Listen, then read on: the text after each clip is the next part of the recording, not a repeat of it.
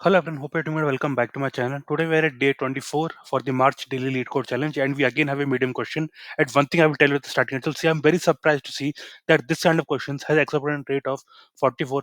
Okay, this is supposed to be a really, matlab, see, it's kind of easier question, medium question which are on the easier side. Okay, but I'm really shocked to see which has this kind of acceptance rate, because even hard questions have a better acceptance rate than this. Okay, this even being a medium question on the easier side, it has a very low acceptance rate. I am not sure why it is like that, but I will tell you how it is easy to solve this. It's very easy if even if you observe it, just take a pen and paper and observe. I'm sure that you will get the logic what is happening here. Okay, so it is question 3169, count days without meeting. Okay, so the input, if you see what you are given. Okay, let me just zoom in. Yeah, you are just given the days. These are the days. Remember, when I say days, it's always starting from 1 until this point. Okay, so we have 10 days starting from 1 till 10. Okay, and now here are some of the meetings. Okay, so these are the range of the meetings. What that means is, see, for example, the first meeting. Okay, it starts on the day number 5 and goes till day number 7. Okay, remember, both the limits are inclusive. Okay, that means day number by 5, day number 6, and day number 7. Okay, this meeting lasts for 3 days. Similarly, if you talk about this, day number 1, day number 2, and day number 3. Okay, so this meeting also goes for 3 days. Similarly, for this, if you see, day number 9 and day number 10. Okay, this goes for only 2 days.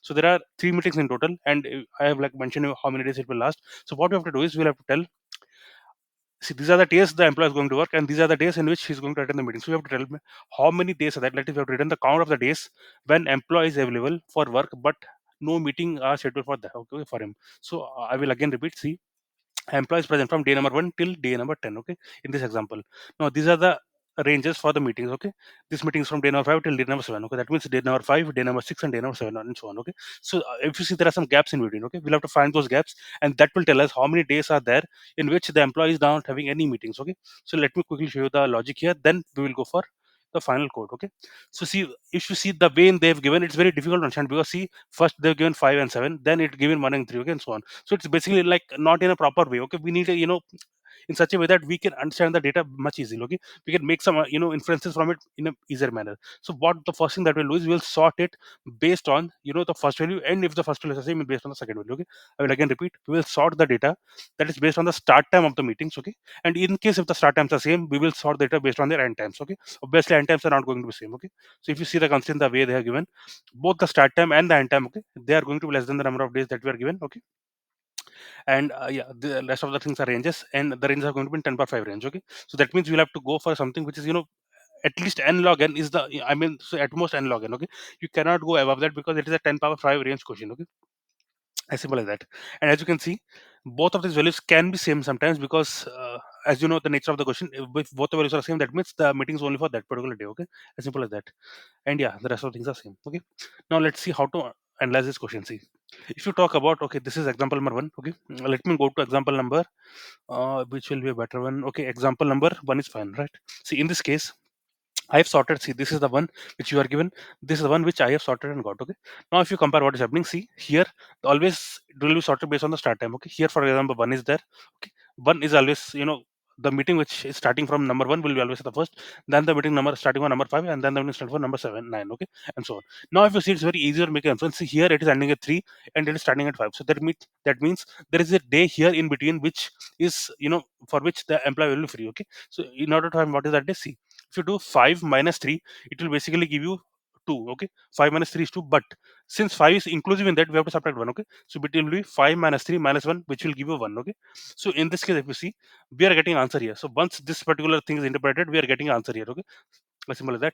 Now in between these, now if you see, it is ending on day 7, and the next meeting starting on day 9. Okay, in between these two also there is 8. Okay, between 7 and 9 there is 8. Okay, even on day number 8, the employee will be free. Similarly here, between day number 3 and 5, there is day number 4. Even on day number 4, the employee will be free. So the answer in this case is going to be 2. Okay, I will show the code also, but before that, try to understand the logic here. Okay, similarly, if you talk about this, okay, here there are 5 days. Okay, now if you see, okay, see, it is starting from 1. Okay, because there is nothing, left of 1. Okay, see, the employee are still starting from 1, and the meeting also starting on day 1. So the employee did not had any free time in the starting. Okay, no, it is going from 1 to 3. Fine, in between them, employee will never be free.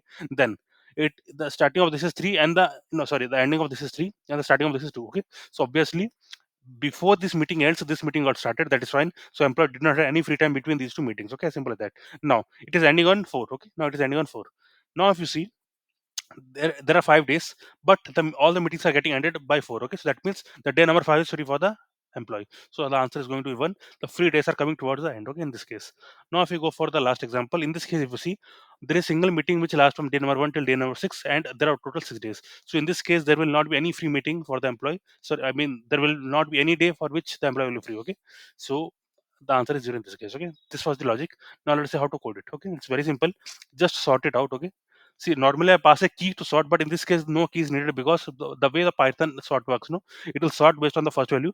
If the first value is same in some of the records, it will sort based on the next value, okay, in like this, okay. So that is exactly what we want in this case.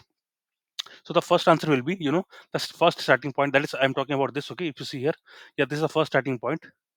Yeah, 1. So if you see it's starting on day number 1, so let us say it will start on day number, that is the first meeting will start from day number 2, let us say, okay. So the day number 1 and day number 2, okay, there is 1 day in between, okay, that is free. So we will, that's why we do this kind of, some see, we are doing the first meeting, that is meeting of 0 is the first meeting, and the starting time, okay, this is the starting time of the first meeting.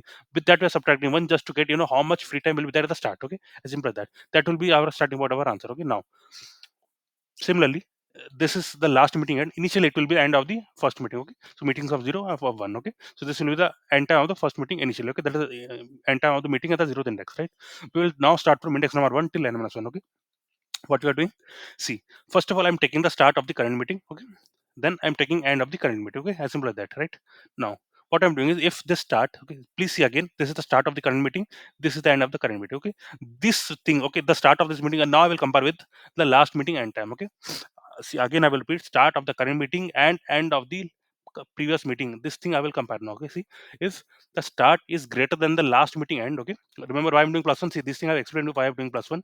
The reason being, see, for example, yeah, if you see here it is 3, here it is 5, okay. If you subtract 5 minus 3, you are getting 2, but the idea here is this 5 is again part of the next meeting, right. 5 is not a free day, so again we have to subtract a minus 1, okay. It is 5 minus 3 minus 1, then you will get your answer as 1, okay. That's what we are doing here. If you see, we are doing start minus last meeting end minus 1, okay. This will give us any days in between that will be marked as free, okay, as simple as that, okay. So we are printing the answer here if there are any free days, okay. Next, now what we are doing is, see, remember the sorting is only based on this, first, that is the starting time, okay. It's not based on the ending time. So what we are doing is the current meeting end time, okay, and the last meeting end time, whichever is larger, that we are going to take as the last meeting end time, okay. Remember, this is very edge condition. If you miss this, maybe this is the reason why this is marked as a medium question, maybe because of this, because see, there is no, constraint mentioned like how the meetings will be arranged, okay. If you see, they have not mentioned keenly like that, okay, because there is no relation given between these two, okay. They've not directly mentioned anything, okay. So that's what I'm trying to say. This will be a very important part. If this you avoid, there will be edge cases where your code will fail, okay, as simple as that. Now after this whole follow-up completes, what we'll do is we'll come out and see, once the meeting ends, there could be a possibility that we have some free time, okay. For example, like we saw here, okay, here the meetings were ending on 4, and there was a 1 day free at towards the last, okay. For that part, again, we'll have to do like the custom way, like we did in the starting, okay, like this we did in the starting. We have to do the same way in the end also. What I will do is, if days is greater than last meeting end day, okay, in that case, that means we have some free time, okay. So I will just print free days towards the end, and I will do days minus last end meeting end, okay. So this I will add to my answer, and finally I'm writing the answer, okay. So you can go through the code. This is a very simple one, actually. I did not find anything extra to say or show you anything, but yeah, like this was something that maybe, like, I'm just assuming, maybe because of this was marked as a medium question, but on the whole I will say this was a medium question.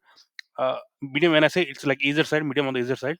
And I can say that the acceptance rate should be around 75% plus, okay. That should have been the right acceptance rate for this question. Maybe people have not seen this question, or for some reason their website is stuck, maybe I can say they are not updating the value correctly, something like that.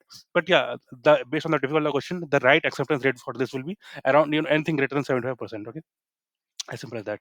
So yeah, friend, that was all for this particular video. And if you like the content, if you like the explanation, if you got to learn something new, then please subscribe to the channel. This really gives a lot of motivation to continue further, okay. This was my 153rd day, okay.